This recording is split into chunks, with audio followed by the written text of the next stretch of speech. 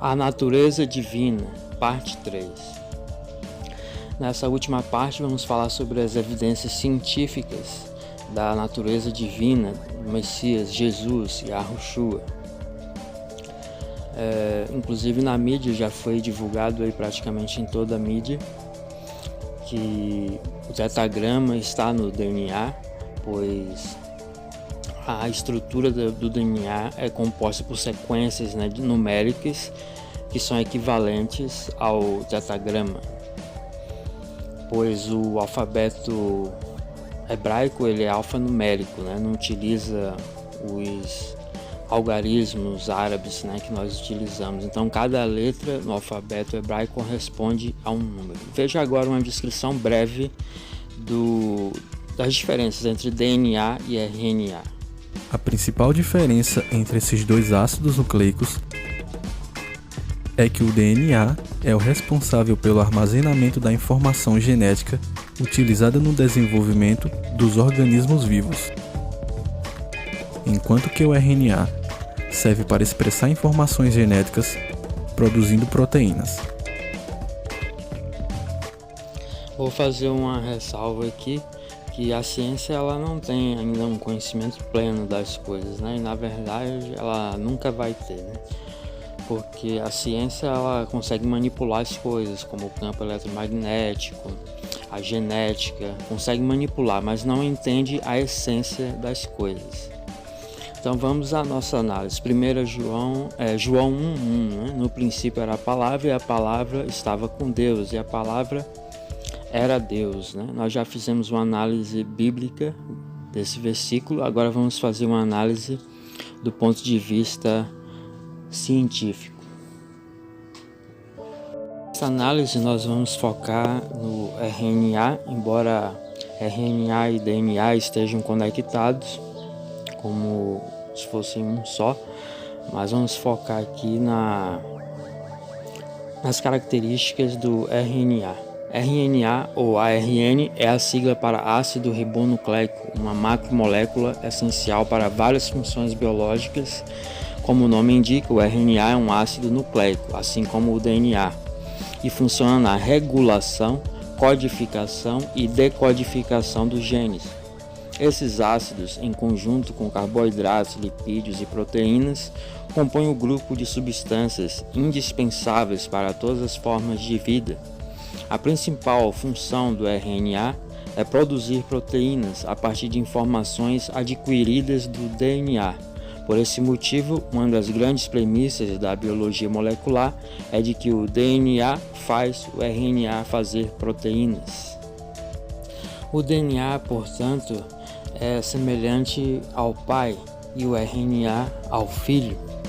Veja que o DNA faz o RNA fazer proteínas, ou seja, o pai determina as leis, as instruções, os mandamentos, e o filho, então, o equivalente ao RNA, executa as instruções, criando assim todas as coisas.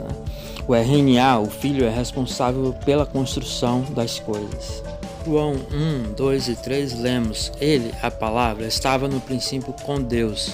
Todas as coisas foram feitas através dele, e sem ele nada do que existe teria sido feito.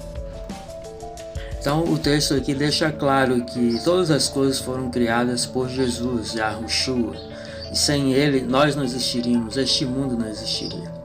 Em João 10, 29 lemos: Meu Pai, que as deu a mim, ou seja, suas ovelhas, é maior do que todos. Ninguém é capaz de arrancá-las da mão de meu Pai. Eu e o Pai somos um. Então aqui ele deixa claro a união que existe, a conexão entre os dois, que eles são um e que as ovelhas não podem ser arrancadas dele, pois o Pai deu a ele. Em 1 João 5:1 lemos: Todo aquele que crê que Jesus é o Cristo é nascido de Deus, e todo aquele que ama o Pai, de igual modo, ama também o que dele foi gerado. Ou seja, o que foi gerado dele é o Filho, o RNA. Nós vemos aqui então um comparativo entre DNA e RNA nessa imagem de fundo, sendo o RNA ali à direita e o DNA à esquerda. Veja que são bem parecidos, semelhantes, contudo diferentes. Ao contrário do DNA, o RNA é geralmente formado por uma cadeia simples, uma só fita. No entanto, é comum que essa fita única dobre-se em torno de si mesma, aproximando bases nitrogenadas complementares e criando pareamentos. Dessa forma, acaba se formando uma estrutura tridimensional, parecida com o DNA. Veja, tridimensional, isso nos lembra o quê? Pai, Filho e Espírito Santo. João 10:9 lemos: Eu sou a porta. Qualquer pessoa que entrar por mim será salva. Entrará e sairá e encontrará pastagem. Então veja que Jesus, o Messias, Yahushua, é a porta, né, de passagem, né, a porta para a salvação. E ocorre o mesmo com o DNA e o RNA. O RNA é sintetizado a partir do DNA através do processo de transcrição. Esse processo é iniciado com uma enzima chamada RNA polimerase, que promove a abertura do DNA e garante o emparelhamento dos nucleotídeos que serão transcritos. Então veja que há uma abertura do DNA. Quem faz essa abertura do DNA? É o RNA, ou seja, Jesus é quem faz a abertura. Então, Jesus, como diz em João 10:9, é a porta, a abertura, né, que nos conecta ao Pai, ao Eterno. Veja que ele diz que qualquer pessoa que entrar por mim será salva, entrará e sairá e encontrará pastagem, né? Então, Jesus é o caminho, a verdade e a vida e a porta, né, para a salvação. Ele é quem cria essa abertura para que tenhamos acesso ao Pai, ou DNA. Existem 3 tipos de RNA: o mensageiro, o RNAM ou RNAM, né? Ribossômico, RNA ou RNAR, e transportador, RNAT ou RNAT, né? Esses são os 3 tipos principais de RNA e vamos analisar então as funções, né? Veja que lembra muito aqui essa formação, né, de 3, né? Pai, Filho e Espírito Santo. O RNA mensageiro é a molécula responsável por levar as informações genéticas do DNA para o citoplasma. Quando uma célula requer a produção de determinada proteína, o DNA inicia o processo de transcrição, através do qual o código genético é copiado, sintetizando assim uma tira de RNAM, ou RNA mensageiro. Esse RNA funciona como uma cópia móvel do DNA que leva a mensagem ao citoplasma e informa o tipo de proteína que deve ser então produzida. Em quem vocês pensam ao ouvir essa descrição? Eu penso em Jesus, Messias, Yahushua, pois ele é o mensageiro enviado pelo Pai, DNA, para a Terra, para nos remir do pecado e da morte. O RNA ribossômico ou ribossomal é a substância que compõe aproximadamente 60% do ribossomo, organela no qual ocorre a síntese de proteína. Sua função é auxiliar na tradução da informação trazida pelo RNA mensageiro. O RNA ribossômico é sintetizado em uma região densa localizada no núcleo da célula chamada nucleolo. Por ser o principal componente do ribossomo, o RNA é essencial para todas as funções da organela, sobretudo para o pareamento correto entre o RNA mensageiro e o RNA transportador. O RNA transportador ou de transferência é a molécula responsável por levar aminoácidos ao ribossomo a fim de auxiliar na síntese de proteínas. Quando o RNA mensageiro informa o tipo de proteína que deve ser produzida, o RNA ribossômico auxilia no repasse da informação para o RNA transportador. Com base no códon, sequência de 3 bases nitrogenadas, o código genético é identificado e o RNAT, o RNA transportador, se encarrega de transportar aminoácidos compatíveis para a produção da proteína. Então, o que aprendemos de tudo isso é muito interessante. Existe inclusive uma semelhança muito grande com os sistemas de comunicação como nós conhecemos, né? toda a rede de comunicação, quer seja internet, né, uma intranet, uma rede interna de computadores, ou redes telefônicas, de televisão, né, segue um padrão muito semelhante, onde existe um protocolo que seria equivalente ao RNA mensageiro, né, que regula, né, e estabelece as normas, né, de comunicação, controla, né, e existe um sistema de codificação e decodificação, né, por exemplo, a TV ela recebe um sinal e esse sinal ali é processado, é decodificado para que então seja exibido para nós de forma legível, né, que possamos entender. Todos os sistemas de comunicação fazem esse processo de codificação e decodificação, que é equivalente ao RNA mensageiro, e o ribossômico, né, que faz o processo de decodificação, né, da mensagem recebida. E o RNA transportador seria o equivalente aos cabos, né, de redes, né, também ondas, né, magnéticas, frequências, né, que são emitidas para transmitir e receber essas informações. E a mesma coisa, né, no caso, deve se tratar, né, deve ocorrer com o Pai, o Filho e o Espírito Santo. Existe uma semelhança muito grande. Eu não estou aqui fazendo afirmações de que porque eu não sei tudo e ninguém sabe tudo, mas existem semelhanças muito grandes entre o que a Bíblia diz, né, as Escrituras Sagradas, e o que a genética, né, tem nos ensinado. Pode ser, né, que eu esteja equivocado aqui em algumas coisas, mas bate com o que a palavra de Deus, a Bíblia diz, né?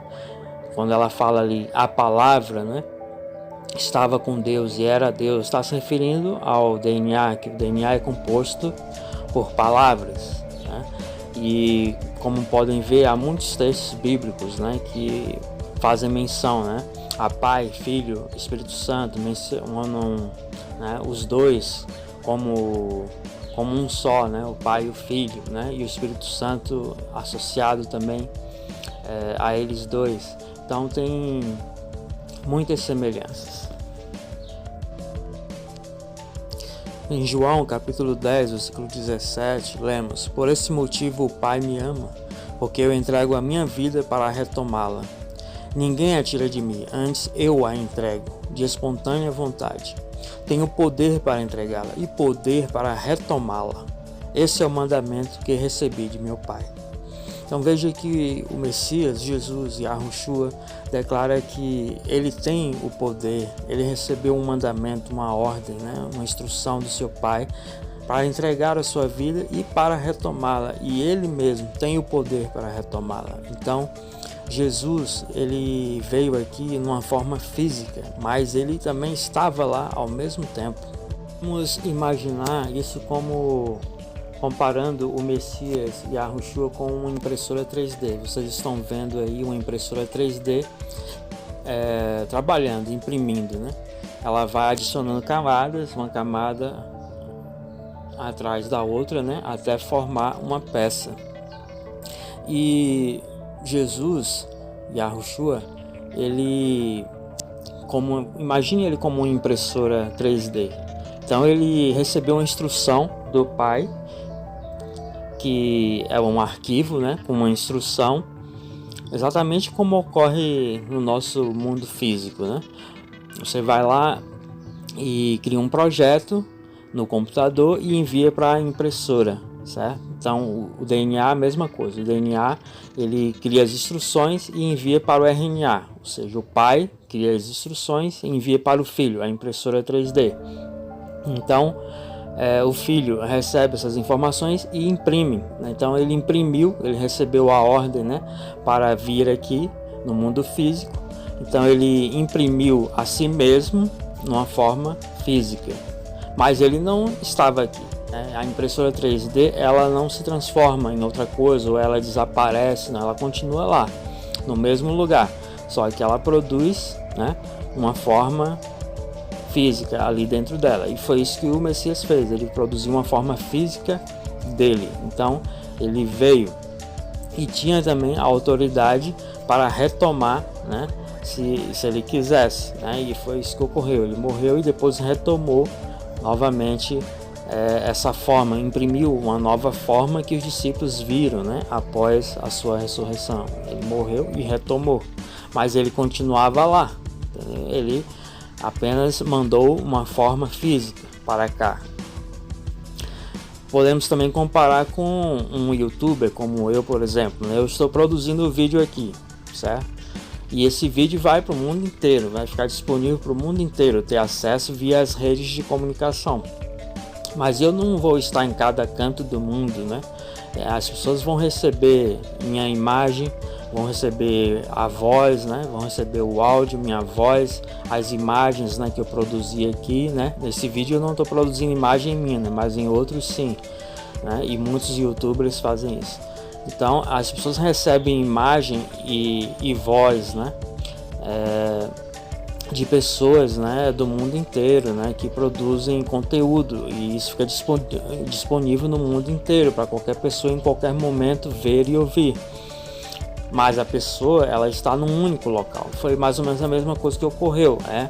Jesus, Yahushua, ele não veio para cá, ele apenas enviou uma forma física dele para cá, imprimiu como numa impressora 3D uma forma física dele aqui, para cumprir assim a ordem que o Pai lhe deu. Em João capítulo 1, versículo 12, lemos: mas a todos quantos o receberam, deu-lhes o direito de se tornarem filhos de Deus, ou seja, aos que creem no seu nome, os quais não nasceram do sangue, nem da vontade da carne, nem da vontade do homem, mas de Deus. E a palavra se fez carne e habitou entre nós. Vimos a sua glória, glória como a do unigênito do Pai, cheio de graça e verdade.